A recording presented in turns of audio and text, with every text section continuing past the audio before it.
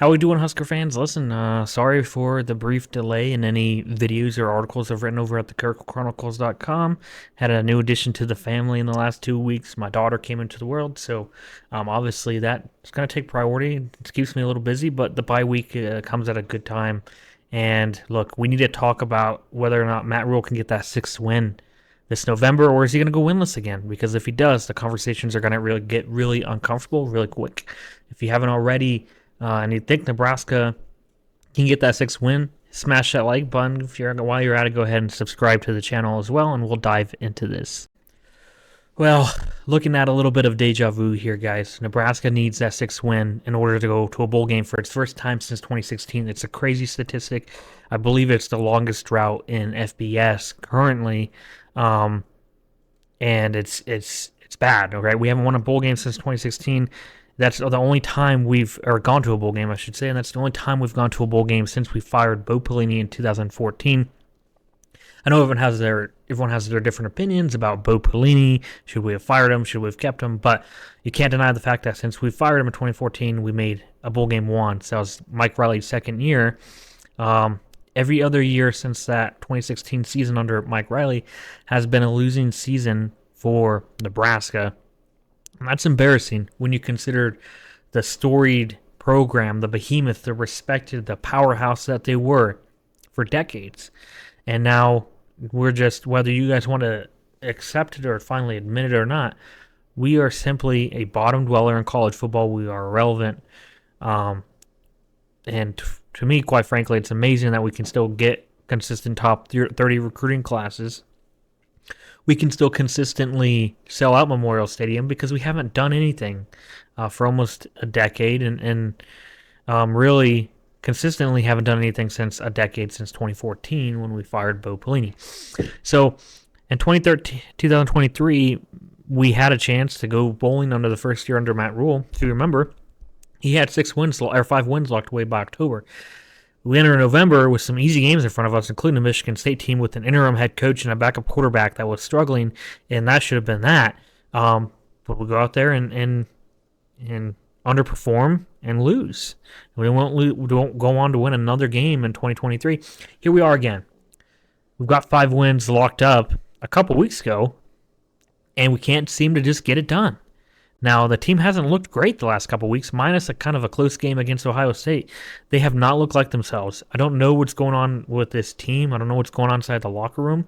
They're on a bye week, but if they come out and play like they did after the last bye week, it's not going to be tremendously helpful. So I know this bye week they're doing some different things. Matt Rhule has brought in Dana Holgorsen, a very respected former offensive coordinator and kind of an air raid type of guy. He's coming in as an offensive analyst. And you can read into that what you will. I don't expect with either of these, with him and with Phil Snow, who's a former defensive coordinator for Rhule, who they also brought in as an analyst, during this bye week for the defensive side. I don't expect there to be able to. 2 weeks is not that much time when you take in the rest and all that stuff they're going to do, and you're not going to be able to make wholesale changes. These are long-term changes, sure. The offensive side of the things, it makes sense. If you look at the writing on the wall, you say maybe he's getting ready to replace Marcus down the line, or at least they're going to supplement it. Now, the curious thing is bringing an air raid guy. When you're Rhule and you get up in front of us all the time and you tell us you want to be a physical run the ball type team, you want to run the ball 70 yards in the fourth quarter, you want to control the time of possession, and you bring in an air raid analyst, and not to mention basically this whole year Nebraska has been passed first, right? No matter how many times Rhule goes in front of us this year and has said we want to run the ball, that's our identity, and then they come out every game and they throw 8 passes to 1 run. So He's selling us a lot of lip service, what I'm trying to tell you guys, and I don't know why that is. But he's not telling us what he really wants. If he wants Nebraska to be an air raid team, I don't know why he doesn't just say it. I don't think that's a good idea. The other alternative, which I hope is more likely, is that he doesn't want Nebraska to be a run game team, but he's brought in Holgorsen specifically to say, hey, look, we do have a 5-star quarterback. We have decent receivers. They're not great. I don't think they're great. They're decent receivers. Help us scheme them open for when we do pass the ball. Don't make us pass first. We want to run the ball, but in the Big Ten these days, unless you got a great O line and great running backs, which again we don't have, to Rhule's and Satterfield's credit, it's hard to run the ball, especially since we don't have a mobile QB. So you got to get the pass game going, and if you don't, which we haven't, then you definitely can't run the ball. So if he's just looking at this, which I hope he is, from purely like, hey, look, let's open up the passing game so we can run the ball more, and I want Holgorsen to be the guy to kind of open up our scheme and figure out where we're not performing, then that's great, and I hope that's the case. Now, with Phil Snow, I'm very uncomfortable with that, and I don't know for sure. I don't have no inside information. To me, it's kind of toxic.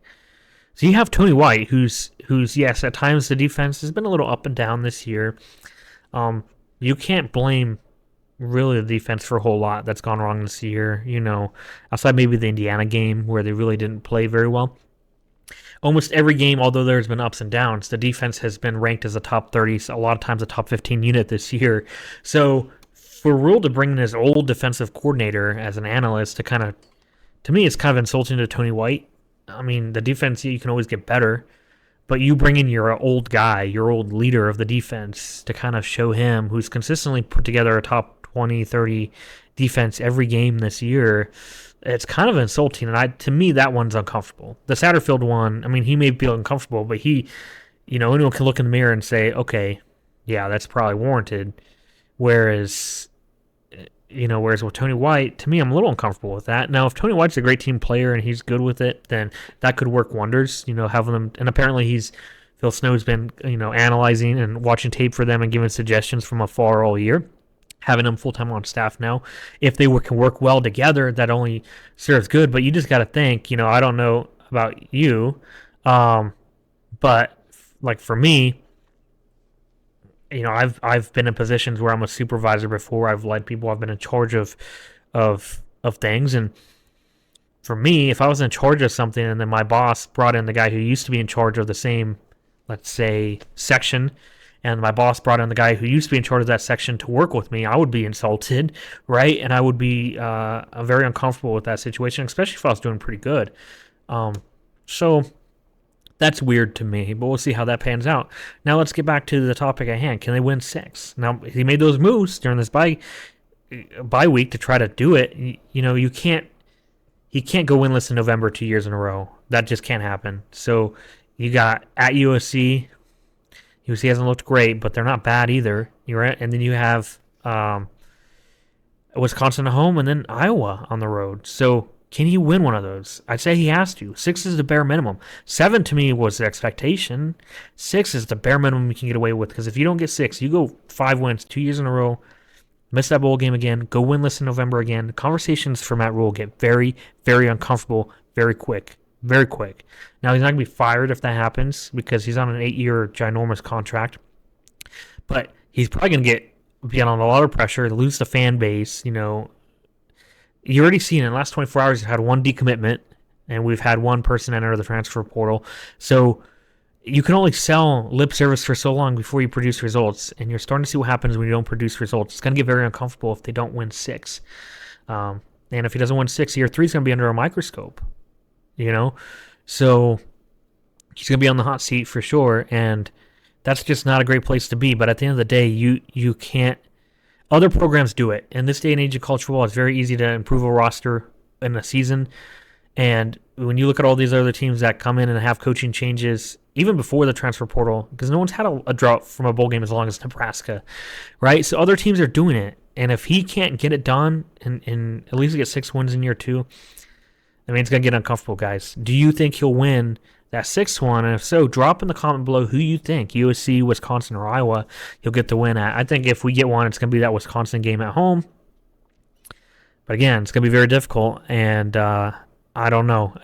I don't know if I really see us, to be honest with you, getting that 6th win. I mean, a couple weeks ago, my answer would have been completely different, but this team's changed in some way, some reason, and unless they can get it back, I don't know if we get that 6th win. Drop a comment below. Let me know if you think we get it, who we get it against, or do we win more than 6? Let me know what you think about the hiring of Dana Holgorsen and Phil Snow in the comments below, good, bad, and different, and we'll see how we do this coming weekend against USC. Big game for Nebraska. Can they lock up 6 then? We shall see. As always, guys, go Big Red.